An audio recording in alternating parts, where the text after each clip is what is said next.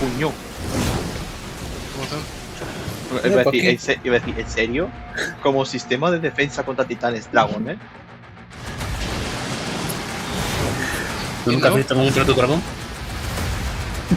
Pero a ver, contra una cosa de esas, un dragón pequeñito, en plan, yo así, a estimación aproximada, ese dragón, como mucho, es uno de los dragones de Daenerys cuando crezca. Pero coño, contra un titán de eso, tráeme al Valerion, al Terror alado, o un cañón Sí. Gauss tamaño titán, ¿sabes?